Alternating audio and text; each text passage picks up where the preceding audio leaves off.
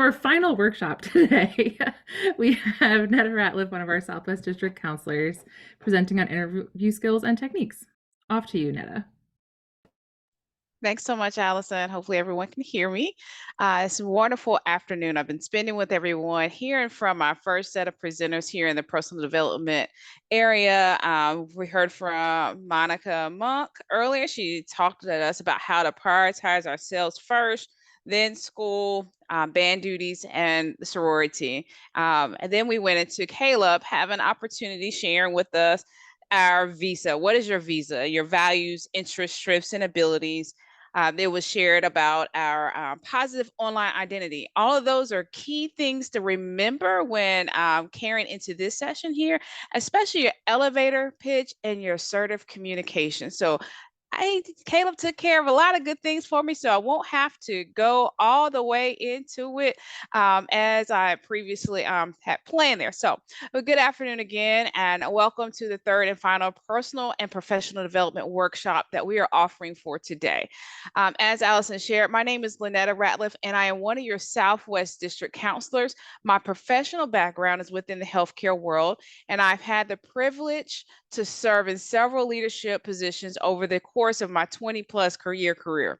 12 of those years, I've had the opportunity to conduct over 100 interviews as well as be an interviewee. So I say that both because both sides of the table can be very nerve wracking, scary, and off putting. But today I want to share some tips to help alleviate those feelings for you going forward. Feel free to put a question in the chat, raise your hand, interrupt me. I am very informal, so don't fret, okay? So a couple of things that I would like to talk about today is defining an interview, preparing for your interviews, dressing for interviews, the different types of interviews you may encounter, and let's talk about the almighty infamous STAR method that is very popular this day and age with many corporations and how they conduct interviews. So, although the Merriam-Webster dictionary defines the word interview as a formal consultation, usually to evaluate qualifications as of a prospective student or employee, as a former hiring manager, my thoughts and beliefs have always been that an interview goes both ways. It is an opportunity for the interviewer and the interviewee to determine if the opportunity is a good fit for both the parties. I would say oftentimes managers or leaders come into an interview with the mindset that they can present themselves in any kind of way, but that can often be a big mistake when looking to achieve the right talent. So, how do you prepare for the interview? There's many different ways that you can prepare and get yourself feeling comfortable with being able to present yourself and all the wonderful qualities that Caleb talked about earlier in our previous session. Much of that is just taking the time to align your unique gifts and qualifications with the position that you're applying for. Take some steps back, review the materials that were previously shared with you by writing down your personal professional strengths, including the accomplishments that you're most proud of, your values, your job experience. Reference your resume. That cover letter that you didn't think was important is very important, and any details of prior projects also go a long way in your self-preparation. You can put down your own strengths at the forefront of your mind and make it easier to articulate them in a conversation. It's very important when you're going to an interview, thoroughly research the company you want to work for. Make sure you review their company reviews, the products that they sell, any services that they have, potential competitors that they also have. That way, it'll help you determine if the career path will be a good fit for you. I need you to look at everything you can find online about the company, jot down your own thoughts about what it might be like to work there, as well as many questions that you might have about the company culture and the role. When you're researching, think about specific ways that you can contribute to the company and be a part of its mission beyond what you've outlined in the resume or cover. Oftentimes when I had interviews, the most successful interviews, the interviewers that came in, and as I said before, I come from a healthcare background. I am a registered nurse, and my line of work is with telephonic health coach positions. And so some of the most positive interviews that I've had were those that I could tell had researched the company, had a generalized idea of what we did already, and they were able to incorporate that within their elevator speech or in within the questions that we ask of the candidate during the interview. So it's very important to, if you want to impress somebody real quick, tell them that you researched about it. It could be something just as simple as quoting a mission statement or a value or behavioral codes that they have. Everything's public out there. Most of these companies are public trading companies that you're going to be interviewing with. And if not, there's the worthwhile internet that will tell you a lot about your company. So the next bullet is about mastering your emotions. This is a very important opportunity to reflect on our fifth quality that is to be observed at all times by our members. Can anyone tell me what that fifth quality is? You can come off mute. I can't find my chat. Sorry.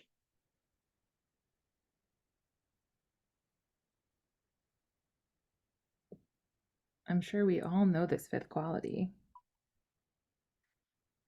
If not, that's okay. It's okay if we're shy. It's the cultivation and maintenance of your emotional poise under all conditions. So even with thorough preparation, the experience of anticipating a job interview can feel both exciting and stressful. So mastering your emotions can help us stay calm during the interview process so you can focus on making the best decision for your career. In order to build that emotional resilience for your job search, review your self-preparation and company research notes several times. This can give you a confidence boost before the interview. Also, taking into some deep breathing exercising. Mindfulness has been a key word over the past few years with the pandemic. We've talked about mindfulness. We've talked about deep breathing, making sure that in order to reduce your jitters on the day of the interview, try to get yourself in a very comfortable position. Slowly inhale, fill your lungs with air, and hold your breath for 5 counts or longer. And then slowly exhale until you release all the air. Repeat that exercise several times. We've done that on numerous occasions in band. Prepare before we go for performance. We've done breathing exercises to ensure that we can take that long 5-mile parade route or whatever it is. So think about it. Tau beta sigma has already prepared you for this.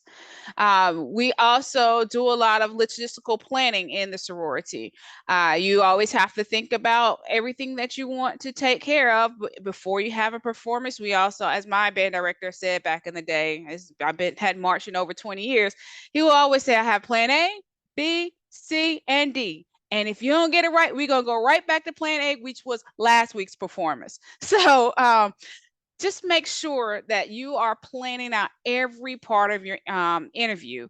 So you'll want to arrange all the details of the experience, from how you travel to a location, how you're even going to join a Zoom meeting. I'll be honest, before this presentation, I got on my own Zoom call. I made sure my camera angles were just right, just to make sure that you're presenting yourself in a smooth process, whether no matter if that interview is going to be face to face or if it is going to be via a Zoom meeting, a Microsoft Teams. You need to make sure that you are working out all the kinks as much as possible. So if that means that you've got to go and drive that route to your interview the same day, same time of the day as you would be going for your interview, just so you can get an idea of traffic, that's something to consider. That way you won't get flustered or have challenges before you get into the interview. Be very mindful when you agree to an interview. Oftentimes they may come quick. You may feel obligated to schedule that interview as soon as possible for fear of losing that opportunity. But you want to make sure that you're able to get as much information that you need to, well, so that you can have a good start. So you don't want to say, have a recruiter call you and say, okay, well, we need to have you come in person tomorrow at 12 o'clock. It's very tempting to say yes.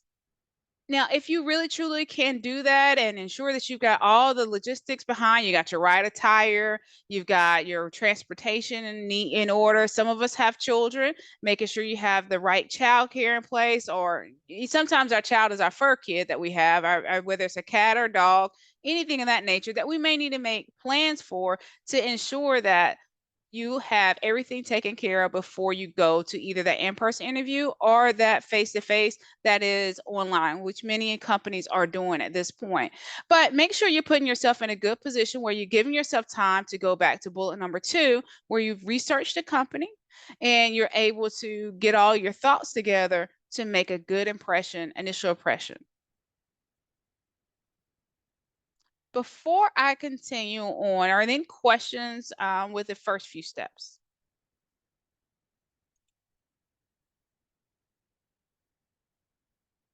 Okay. Nothing in the chat so far. All right. Thank you. I found it. I was able to pull it up. All right. So we're going to talk a little bit about, Caleb did a wonderful job talking about communication. So I'm not going to delve back into that aspect of the interview process, but just make sure you reflect back on some of the points that Caleb brought out in regards to assertive communication. I just want to also say, make sure that you're projecting a very positive attitude when you are communicating with the interviewers. You want to stay calm, be composed, avoid fidgeting, tapping those toes. That's going into some body language. That's going to be important to be mindful of when you are presenting yourself in a interview. You want to make sure that you refrain from saying anything negative about former colleagues, supervisors, or employees. Now, we do have some trick questions that may make it challenging and difficult to refrain from being negative, but there are ways to positively state those negative interactions that you've had that are being asked of you. But as always, try to avoid controversial topics in an interview. Be as politically correct and neutral as possible when at all possible when doing an interview. We've also talked about the introduction of yourself. So using that elevator pitch, that very short professional introduction that you've created, that's no more than 1 to 2 minutes, is going to be very important to prepare yourself for in advance of your interview. You can use notes from other preparation steps, rehearse it several times. That way you can deliver it naturally.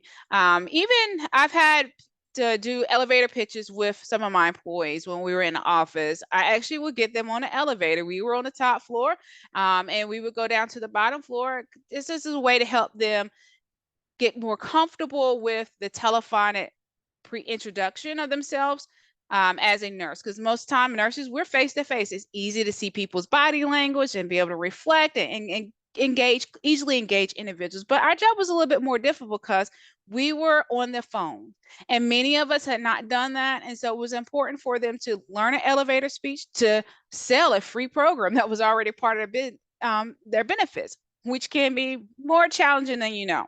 So elevator pitches are not only important in your interviews, it's very important in networking and day-to-day actions, as Caleb was sharing earlier. This is an opportunity for you to present your qualifications, and that way you can have a much easier interview.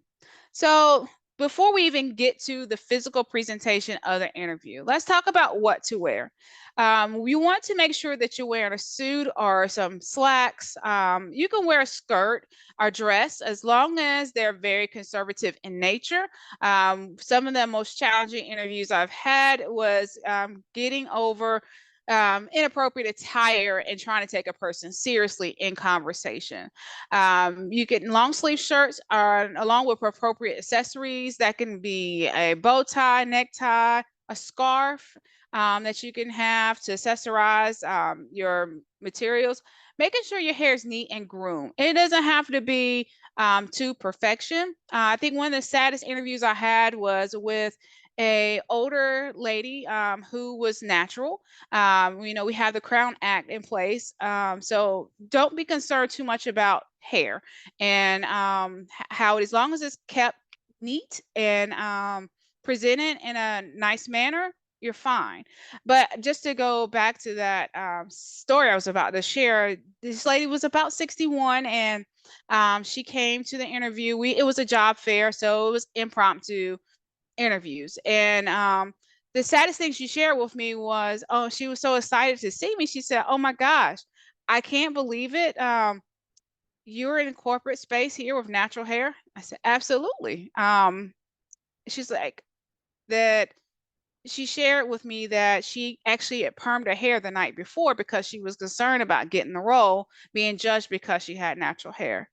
And I said, "I'm sorry you felt that way, but we're very, very, corporate world here, where I worked at, we don't have any problems with natural hair." And I pointed around the room at many others that were in the room that had natural hair or various different degree of hairstyles.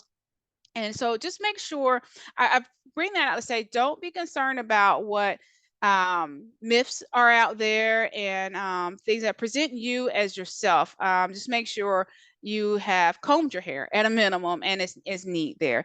And try not to have too much jewelry. We can't go on looking like Mr. T. We can't have 50 chains going on or looking like T-Pain. We very minimal. One piece of jewelry is perfectly fine, and be very light on scents because you just don't know whom you may offend with scents, or they may be allergic to the particular scent that you have. Talk about what not to wear. Let's not be wrinkled. Let's present ourselves like we do with our uniforms. I don't know how many of you have had to do uniform inspections before performance. We can't go in with our uniform all wrinkled. We can't have our shoes unpolished, things of that nature. I know we kind of had a military vibe when I was in the band. You had to have them shoes polished. You had to have the spats clean. Make sure everything is clean and upkept. So jeans, t-shirts, unless it's the type of position that you are going for, those, if you're looking for more of a professional corporate area, those would not be appropriate attires to wear. We can't look like we're going to class. Sometimes, especially around exam times, we just roll out the bed and we go, but we can't necessarily do that when it comes to an interview. We make sure that if you have to wear sneakers, make sure it's due to a medical ailment, or even if it's because that's all you have, make sure that they're very clean and your shoelaces are clean at least, and you're upkept. No pajamas, no bonnets, no slippers. I know everybody loves sliding into the Crocs. My daughters love Crocs at this point. Not appropriate attire for wearing to an interview. Any questions on attire? Some of it's common sense, but just in case.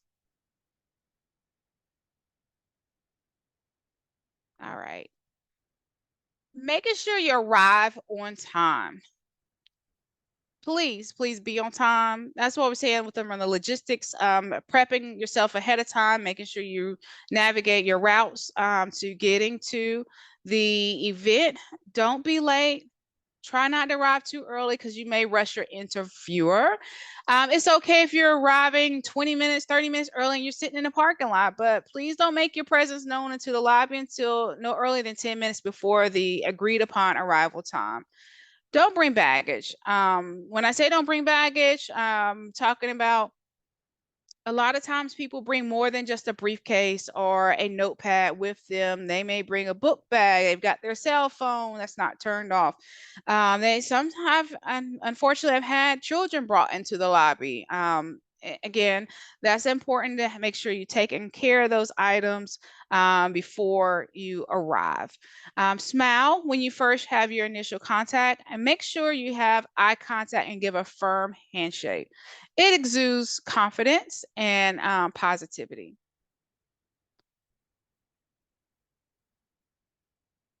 I'm going to talk about next types of interviews. So we have a couple different interview types that you're going to see over different courses. The first one I put as phone interview because that's typically what you're going to run into first. You got phone interviews, behavioral interviews, group interviews, panels, role plays, stress interviews, and technique interviews. And we in the sorority do a couple of these, and maybe you can identify them as we talk about it.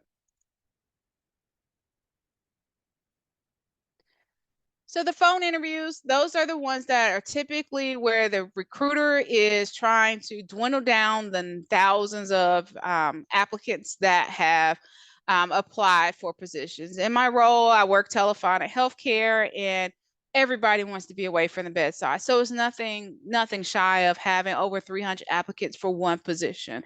And so what we have take place is our recruiters, we have a team that is out there that goes through every resume. They review resumes to see what meets the criteria of the job, which in my case, most of the times that job interviews, have you had a nursing licensure for 3 years? That's it. Okay, so imagine everybody qualifies for the most part. So that person is going to call you and they're going to review your resume with you. It's usually a 5 to 10 minute call. They go ahead and get the famous questions out of the way, how much you're looking for from a salary perspective. They want to know what you're looking for from hours. Are you eligible for hire? Are you looking in other positions? These are the time frames to be very honest with the recruiter. Let them know at that point, if you can't do certain hours of the day, things of that nature. That way, when your resume is getting passed on, the interviewer understands what they're working with, and then they have an informed decision to move forward with you or consider you for another position. They also can take place if you, as an applicant, live maybe in another state or a significant drive away from the company. If they're looking for you to potentially come into the office, they'll likely get this screening taken care of in advance. But we also see phone interviews more so as video interviews in the world of post-COVID. I know my company, we were doing video interviews much earlier than COVID came along, because it just got to be a lot to have a person come into the office, do all the logistics of parking and all those different things. So the next one is behavioral interviews. This is the most common one, also known as STAR. The common type of job interview where the modern workplace is the behavior interview or behavioral event interview. That's shown as the competency-based interview. So it's based on the notion that your previous behaviors are the best indicators of future performance. So this is kind of where Caleb was talking about remembering your Tau Beta Sigma stories, especially as a student going into the professional world, taking some of those scenarios that you've had in the classroom with those group projects and remembering how to bring them to the forefront. The interviewer is going to ask you to recall specific instances where you face a set of circumstances and how they reacted. So it's very important to take those stories, those life stories that you've had, albeit they may be small in your eyes. They're important to bring forth, especially in your first set of interviews, just so that you can have something relate to in this conversation. It can be, whether, like I said, a group project, it can be a band performance, it could be some of those leadership opportunities that you've had as a leader in the sorority that you can bring forth the scenarios. Of course, with anonymity, you will want to make sure you share the information, make sure it's real, but share the scenario in the most positive light that you can, and how you emphasize how you made the change and did the specific actions when responding to these questions. So some of the questions that you're going to always see, the very first one that I always lead with when interviewing after I do the brief introduction, because I take the approach of a panel. The panel interview is myself and one or two other individuals. When interviewing, we do take rounds on asking the interview questions. And you'll often hear many of the interviewers say, just please bear with us as we're taking notes. We want to make sure that we're giving you the best attention that we can possible. So the tell me about yourself is the very first one that goes along with the elevator pitch and the personal branding. You also have a couple of these examples here that one of the ones that we use a lot is the fifth bullet I want to say here. Yes, the fifth bullet, where tell me about a time when you had to stick by a decision you had made, even though it made you very unpopular. So that's a good opportunity, especially if you're a leader, you've been maybe a section leader or something of that nature, where it's the squad wants to play that punch, or they want to, for those that do battles in the stands, or they want to do something that wasn't very popular. You have to tell them we can't do that because we're representing the university, we're representing our band program, things of that nature. So those are appropriate stories to share when you're in an interview, and especially have no prior job interview experience. Describe the worst project you worked on. You can describe it. It may be the most terrible project you've ever worked on, but you can describe it in a way that is very positive and what you learn, and in that taking the reflection on what you learned about the project and how you can take what you've learned into the next project going forward as a self-correction. Any questions on some of the common types of behavioral interview questions?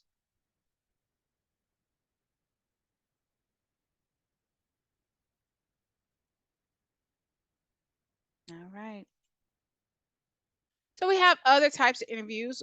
We have the group interviews. I haven't had this experience personally where you had a single interviewer that had multiple candidates, but I have seen it happen, and most of the time in fast food service, hospitality, and retail are the industries that typically do group interviews. And so that can be, I'm quite sure, very nerve-wracking, but you have to, especially if you're going for one position out of the many people that are around you.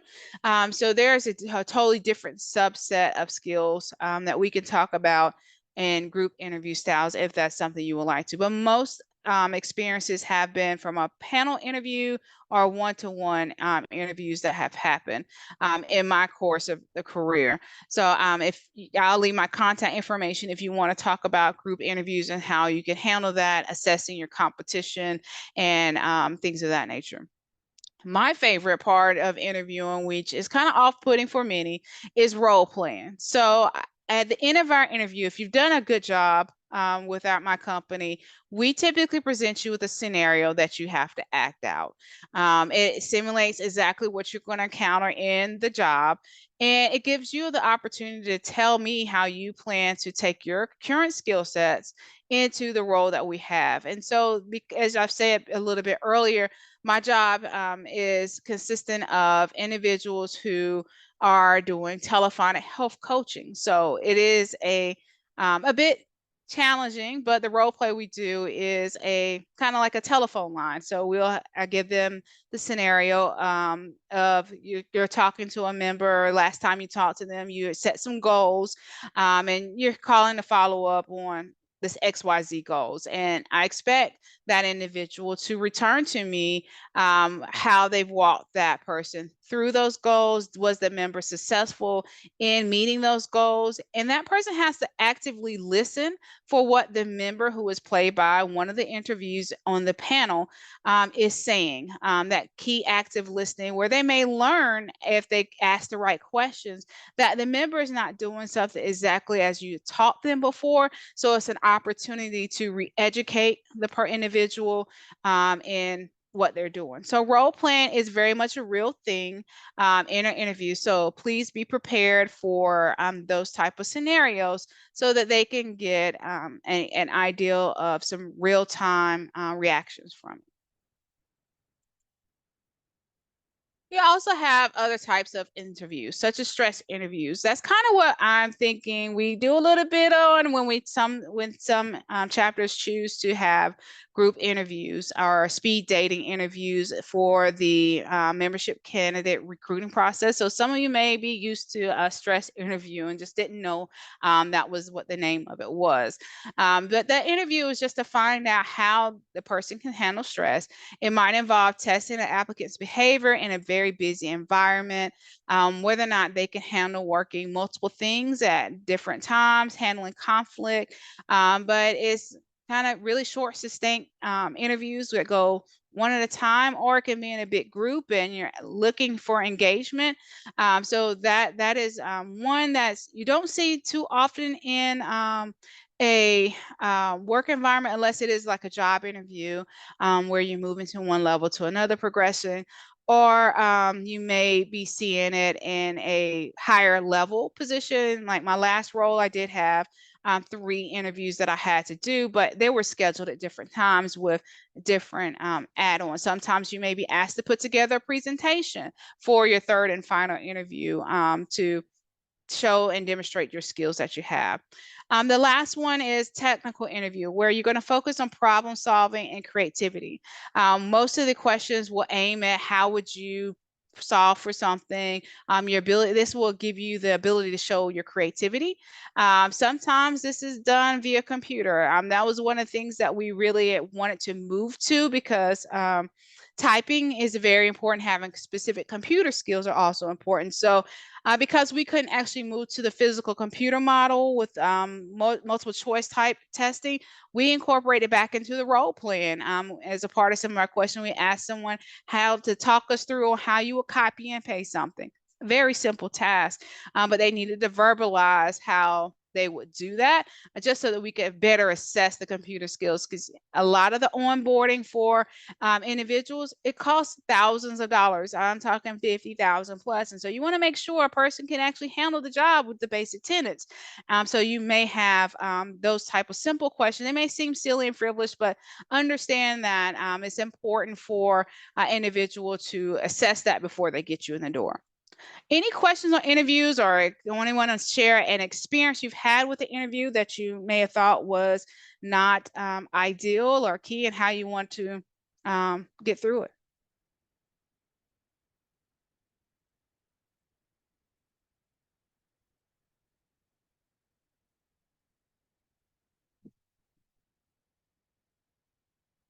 All right. Well, we're going to get into the STAR method. This is one of the ways that many companies are documenting the questions that they're asking. So the STAR acronym, it refers to the method of answering behavior questions in the job interview. And this is kind of where you tell your story. It stands for situation, task, action, and result. This is how you need to start structuring your answers to tell your compelling story of how you've handled specific workplace situations, or as I've shared before, for those that are newer into the work world, sharing situations that you feel are applicable to the questions that are being asked. By taking a situation, you say what was the situation you or your previous employer faced. Then you'll say what tasks were involved in that situation. And then what actions did you take to resolve that situation? And what was the outcome? How did you resolve it? And sometimes you don't get the opportunity to resolve it, but you can also share that and what you may have done differently. But it's going to be important when you're answering questions using the STAR method that you're very short and succinct. Please be mindful and rambling. Oftentimes, if it's anything like my role where we've had to do job blitz, we set up job blitz, interview blitz days. That means that one day is set up for us to have conversations with at least 4 to 5 individuals. That means we have them booked every hour. And included in that time frame is our opportunity to review and reflect on what was stated in the interview. So be mindful of the length of your responses so that you can get through all of the interview questions to get to be provided the best opportunity to earn the position, as well as is taking in mind in the role that you have, making sure if you're supposed to be on a phones with individuals. For me, if a person is talking for 30, 40 minutes on 1 to 2 questions, that tells me they're not going to be able to get off the phones with their members. So take into encounter what you're doing for your work when answering your questions.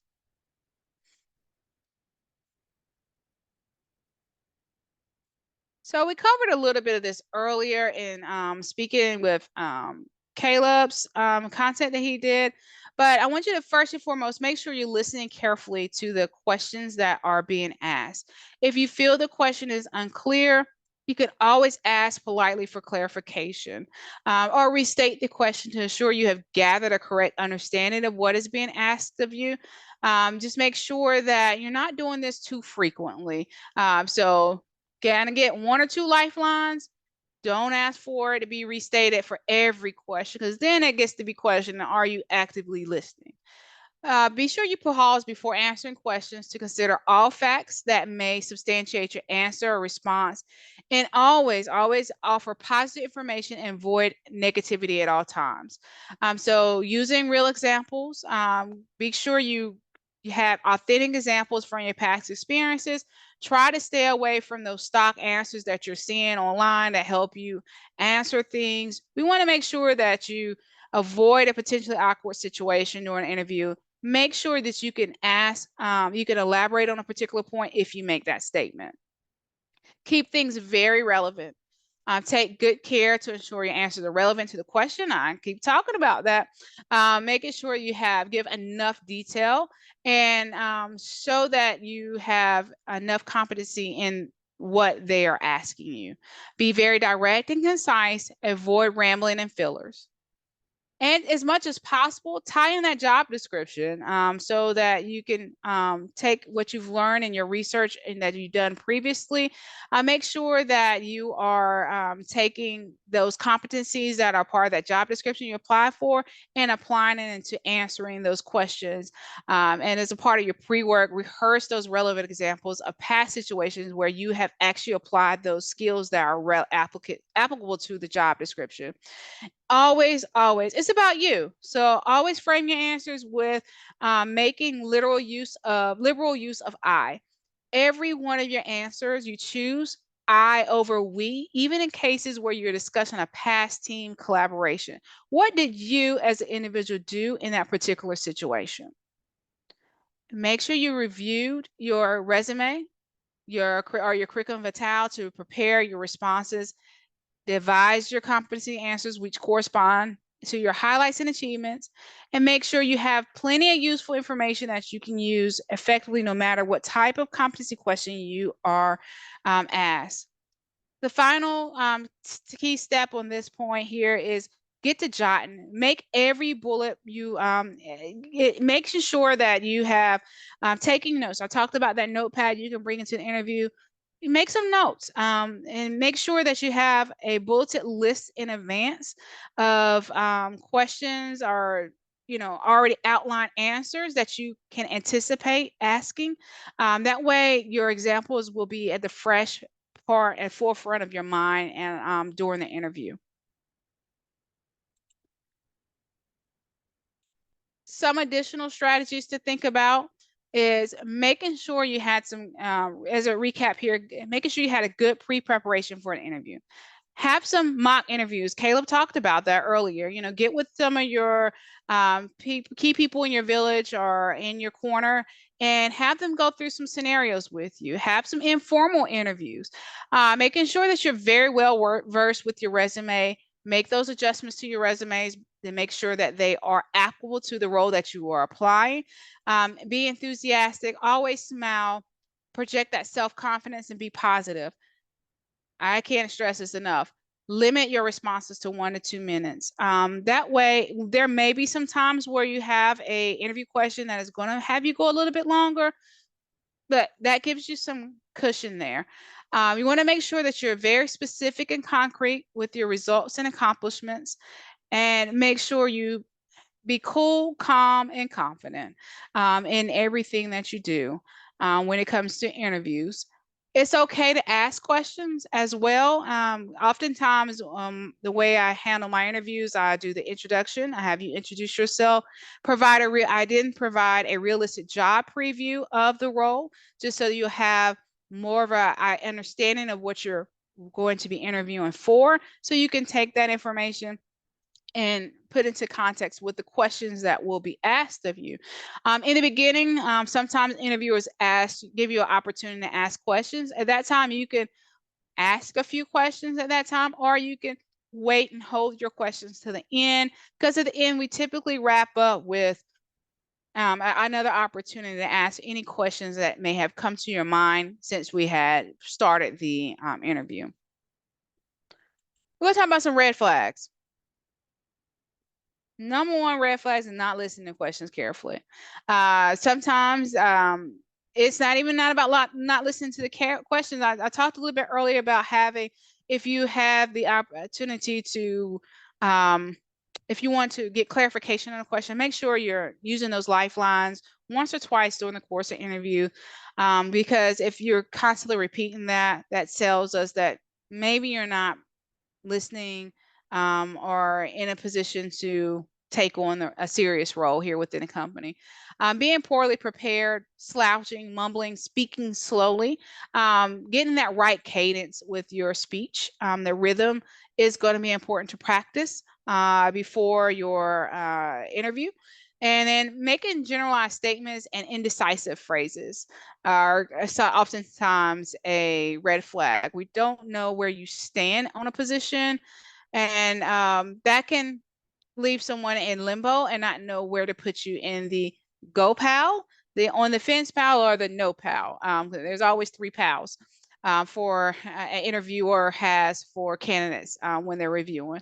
But some other things is try not to ask about vacation leave or benefits to the primary interviewer. Those are appropriate questions for a recruiter, but not necessarily for the hiring manager. When a recruiter has moved you on to the hiring manager, leave those questions, vacation leave, benefits, pay, those are all in the hands of HR and the recruiters. And of course, do not appear to be desperate. We want to make sure that you are eager and enthusiastic for the position, but not coming off as you're willing to do anything for the position. Closing the interview. You want to make sure that you ask the interview what the next steps are if they have not already provided. Typically, when an interviewer is wrapping up, they will tell you the next steps. You'll hear from us in the next few weeks or from the recruiter for another opportunity. Should we move in that direction?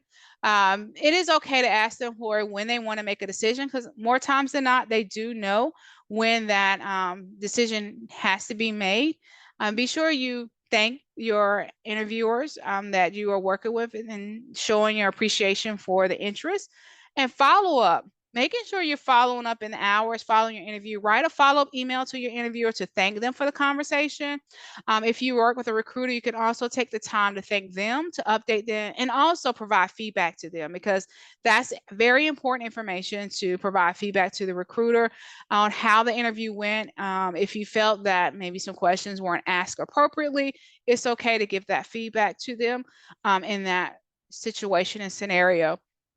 But make sure that you're thoughtful and brief in your email when you're doing a follow-up. I've even had handcrafted handcrafted notes mailed to me as an interviewer. They're very thoughtful, but you also have to be mindful in how you obtain that address and information. Be sure it's been provided to you previously, so that you don't spook the interviewer out. I will say that I have been spooked, but be mindful in providing that follow-up information there. And then make sure at the end, after your interview, you reflect on your interview so that you can refine your methods. That way you can get more comfortable and be more at ease throughout your interview process, because there's going to be many, many interviews in your life. At this time, anybody have any questions?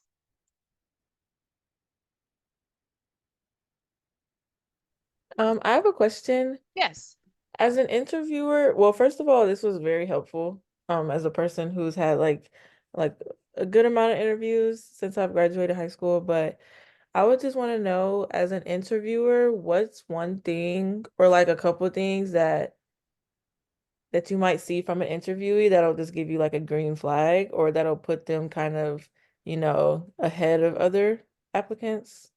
Absolutely. So, if it was a face-to-face interviews, a couple of green flags for me is appropriate dress. Making sure that we're not wearing club attire, we're really and truly business casual or professional attire. That's very green flag for me. Being on time. So, already being in the lobby area, having a copy of your resume or cover letter is also very important for me because I may not have had time to print it off. So having an extra copy, at least giving me the opportunity to decline if I already have a copy of it present for those that are face to face. And on the virtual world, which is the world I've been in for, gosh, I feel like 12 years now or more, just being present, being in the waiting room, waiting to be brought into the interview is going to be most important. Ensuring that you have the appropriate connectivity to be able to stay on camera the entire time is going to be important for a interviewer. Those are very good green flags. Simple. You don't think that they will matter, but they really truly do matter. Okay, thank you. You're welcome.